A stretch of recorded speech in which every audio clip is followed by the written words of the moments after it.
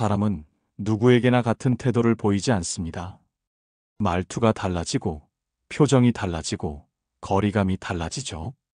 누군가에겐 조심스러우면서도 다른 누군가에겐 쉽게 말하고 쉽게 넘보는 사람이 있습니다. 그건 단순한 성격의 차이가 아닙니다. 대부분의 경우 무례는 우연이 아니라 선택입니다. 상대가 나를 어디까지 받아줄 것인지, 어디까지 침묵할 것인지, 어디까지 허용할 것인지, 그들은 끊임없이 계산하고 셈합니다.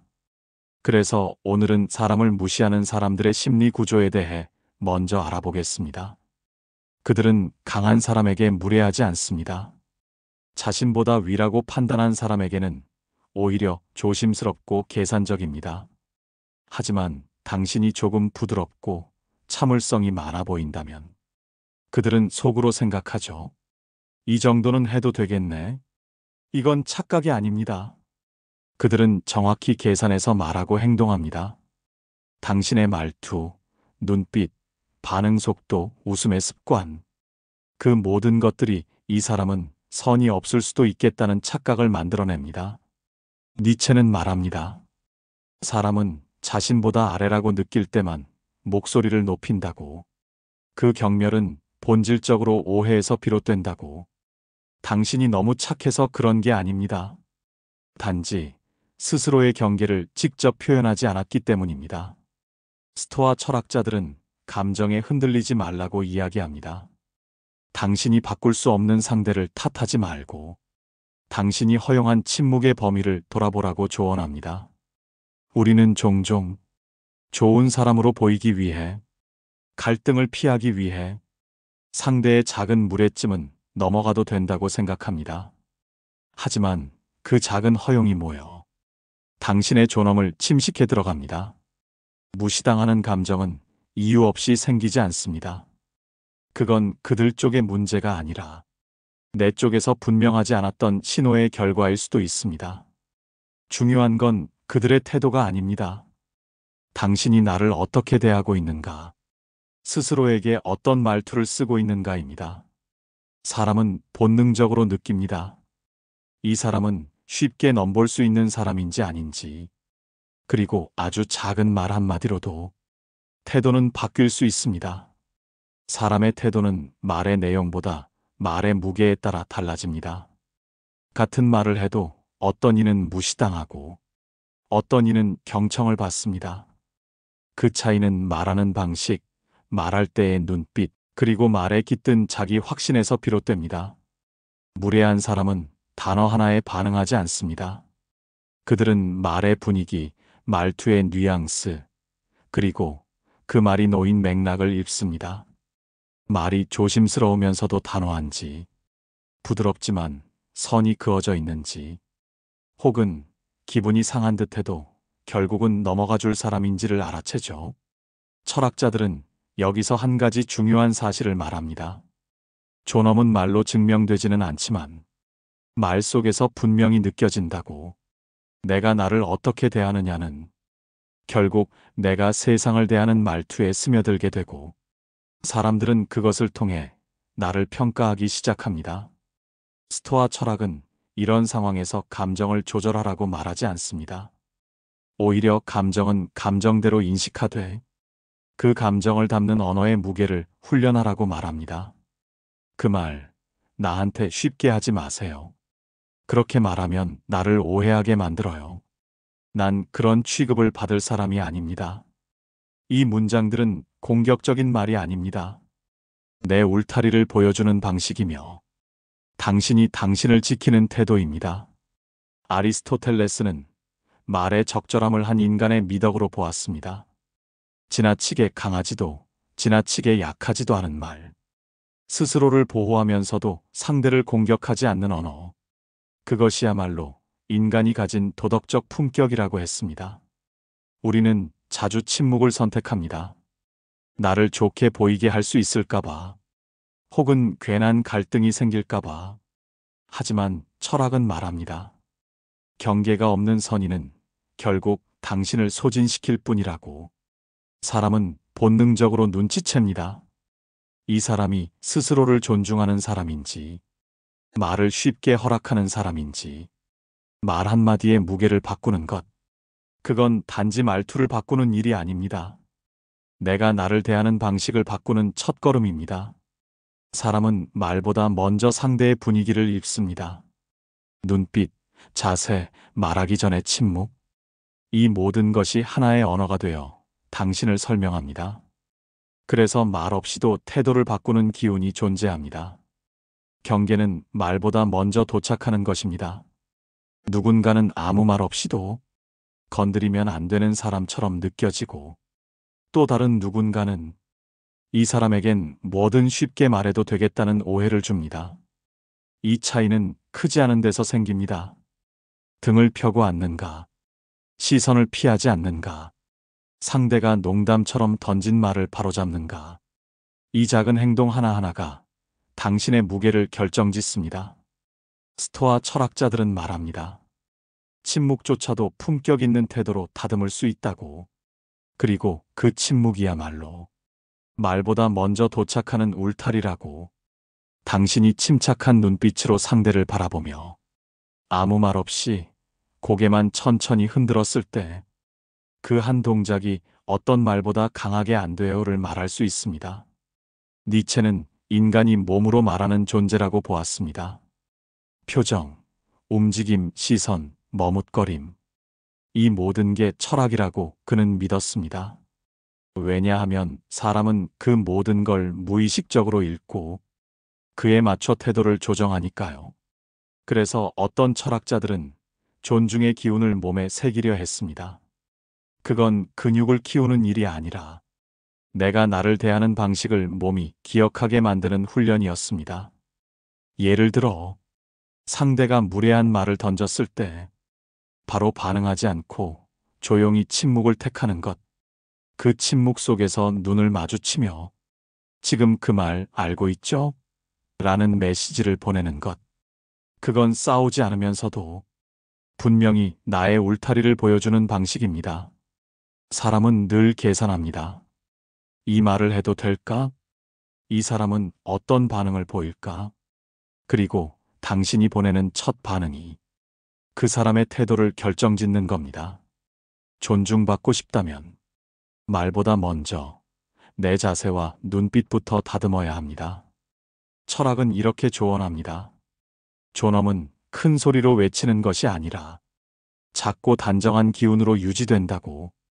사람이 선을 넘는 순간은 대체로 조용합니다. 아주 사소한 말, 애매한 농담, 무심한 시선 속에 숨어 있죠. 그 말은 처음엔 장난처럼 시작됩니다. 당신의 반응을 살피려는 작은 실험처럼요. 그때 당신이 아무 말 없이 웃어넘기면 그 말은 금세 괜찮다는 허락으로 바뀝니다. 그리고 다음 말은 조금 더 거칠어지고 당신의 자리는 아주 조금씩 밀려납니다. 하지만 철학자들은 말합니다. 무너지는 건 인간의 존엄이 아니라 그 존엄을 표현하지 않는 태도라고. 그래서 그 자리에서 한 번쯤은 단단히 멈춰 세우는 말이 필요합니다. 상대도 경계를 배워야 하기 때문입니다. 그 말은 길지 않아야 합니다. 다정하지 않아도 괜찮습니다. 중요한 건 말의 길이가 아니라 말의 결입니다. 지금 그 말 선 넘었어요. 그건 나한텐 지나친 말이에요. 그렇게 말하지 말아주세요. 스토아 철학은 감정이 치밀 때 말을 삼가라고 했지만 그 삼간다는 건 침묵을 뜻하는 게 아닙니다. 감정에 휘둘리지 않고 꼭 필요한 말만 고르는 능력을 뜻합니다. 나를 지키는 말만 골라내는 훈련이 바로 절제입니다. 그리고 그 말을 꺼낼 때 가장 중요한 건 내용보다 말의 흐름과 마무리입니다.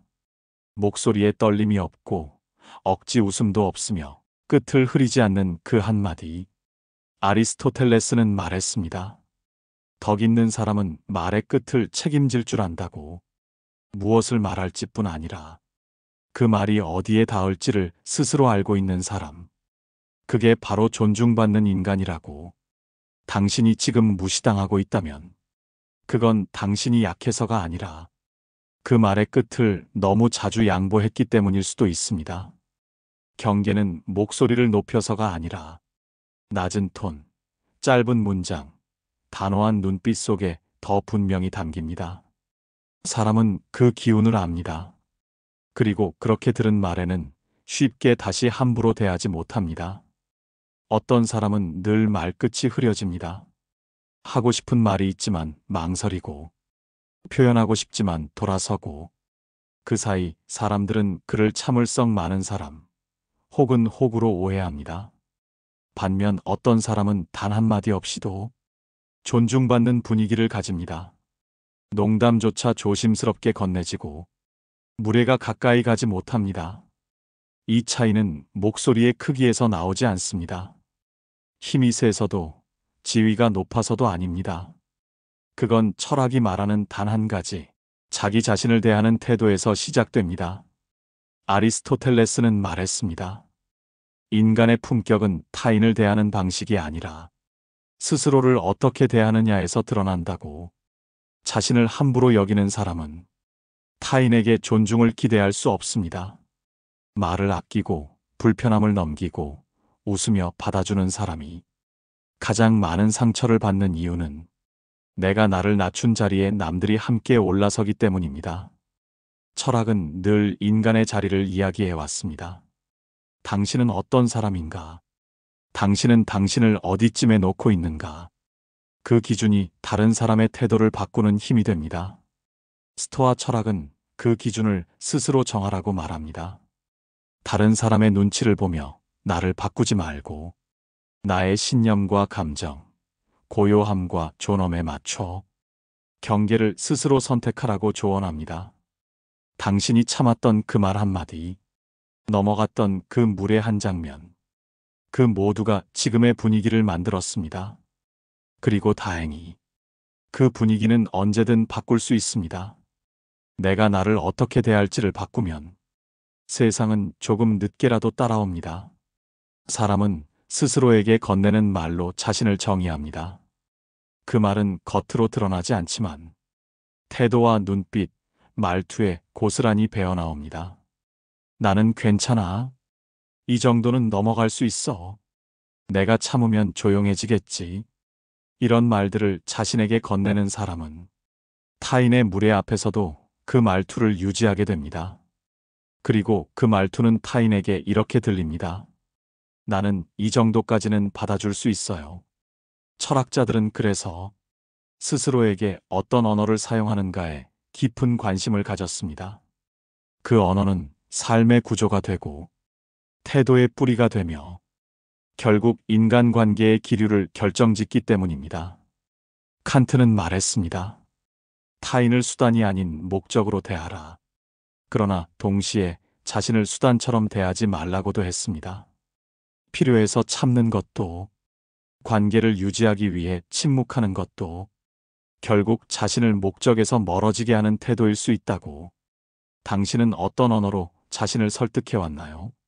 무례를 넘기며 스스로에게 했던 그 말들은 결코 사라지지 않습니다. 그건 당신의 어깨를 낮추고 시선을 흔들고 말끝을 흐리게 만드는 언어가 됩니다. 이제는 그 말을 바꿔야 할 때입니다. 나는 그런 식으로 취급받을 사람이 아니야. 그건 나한테 맞지 않아. 내가 불편한 건 이유가 있어. 이 말들은 큰 소리가 아닙니다. 오히려 가장 내밀한 존엄의 선언입니다. 스토아 철학자들은 자신의 중심을 지키는 자만이 평정에 이를 수 있다고 했습니다. 그리고 그 평정은 누군가에게 말해서 얻어지는 것이 아니라 자기 안의 언어를 바꿀 때 찾아온다고. 존중은 결국 타인에게 얻는 것이 아니라 내가 나에게 허락하는 것입니다. 어떤 사람은 말이 없어도 품위가 느껴집니다. 특별히 잘난 것도 없고 목소리도 크지 않지만 그 사람 앞에서는 말을 조심하게 되고 자연스럽게 태도가 달라집니다. 그 이유는 단 하나, 자기 자신을 대하는 방식이 남다르기 때문입니다. 철학자들은 이것을 품위라 불렀습니다. 그 품위는 누군가에게 보이기 위한 것이 아니라 스스로를 존중하는 태도에서 시작되는 조용한 힘이었습니다. 아리스토텔레스는 말했습니다. 진짜 고귀한 사람은 화려함이 아니라 단정함으로 빛난다고. 그 단정함은 옷차림이나 말씨보다 더 깊은 데 있습니다. 자신의 자리를 알고, 자신의 언어를 알고, 자신의 분노를 아낄 줄 아는 사람. 그는 자신을 누구보다 존중하는 사람입니다. 무례한 사람은 그 사람 앞에만 서면 뭔가 껄끄럽고 장난처럼 던졌던 말도 삼키게 됩니다. 그건 두려움이 아니라 존중에서 비롯된 거리감입니다. 그 사람이 말을 아껴서가 아니라 그 사람 안에 깃든 절제가 말보다 먼저 전해지기 때문입니다. 스토아 철학은 이 절제를 중심의 힘이라 말합니다. 바깥의 평가에 흔들리지 않고 내가 세운 선에서 멀어지지 않으며 필요 없는 감정을 흘리지 않는 단단한 태도. 그 태도는 결국 사람들의 반응을 바꿉니다. 더 이상 쉽게 다가오지 않고 더 이상 가볍게 넘기지 않으며 어느 순간 그 사람을 다시 보게 됩니다. 니체는 말했습니다. 존엄은 단 한 번의 싸움에서 지켜지는 것이 아니라 작은 태도를 반복하며 구축되는 것이라고. 당신이 지금까지 침묵으로 품위를 지켜왔다면 이제는 그 침묵 안에 자기 자신을 향한 존중이 담겨 있었는지 되묻고 싶습니다. 말을 하지 않아도 경계를 느끼게 만드는 사람. 그 사람이 가진 건 절제가 아니라 스스로에게 허락한 존엄입니다. 누구나 한 번쯤은 생각합니다. 어디까지 말해야 하는 걸까? 어디서부터는 침묵해야 하는 걸까? 무례한 사람 앞에서 너무 많은 말을 꺼냈다가 오히려 내 감정만 헝클어진 경험 분명 있으실 겁니다. 철학은 여기서 멈춥니다. 말의 분량보다 더 중요한 것은 그 말이 어디에서 시작되었는가를 묻는다고. 당신의 말이 상처에서 출발했다면 그건 방어가 되고, 당신의 말이 분노에서 출발했다면 그건 공격이 됩니다. 하지만 당신의 말이 존엄에서 출발했다면 그건 경계가 됩니다. 그리고 그 경계는 상대가 쉽게 넘지 못할 울타리로 작동합니다. 스토아 철학자들은 감정의 노예가 되지 않기 위해 매일 아침 묻는 질문이 있었다고 합니다. 나는 지금 무엇을 지키려 하는가? 그 질문이 없으면 사람은 감정에 휘말리고 말을 흩뿌리고 결국 그 어떤 것도 지키지 못한 채 관계만 망가집니다. 경계를 지키는 말은 많지 않아야 합니다. 그 말 불편했어요. 나한텐 그렇게 말하지 말아주세요. 이런 방식은 나와 맞지 않아요. 짧고 분명하고 설명하지 않는 문장. 그 안에 담긴 건 당신이 스스로에게 건네는 존중입니다. 아리스토텔레스는 덕이란 반복된 선택에서 만들어진다고 했습니다. 한두 번 참는 것이 아니라 내 자리를 선택하고 또 선택하는 일. 그것이야말로 인간이 품위를 지키는 방식입니다. 당신이 매일 스스로에게 이렇게 말할 수 있다면 나는 나를 낮추지 않겠어. 내가 허용하지 않은 말은 듣지 않겠어. 나는 지금 내 자리를 지키는 중이야.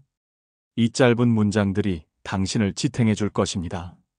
그리고 사람들은 언젠가 그 말 없이 지켜온 경계의 무게를 알아보게 됩니다. 사람은 생각보다 빠르게 눈치를 챕니다.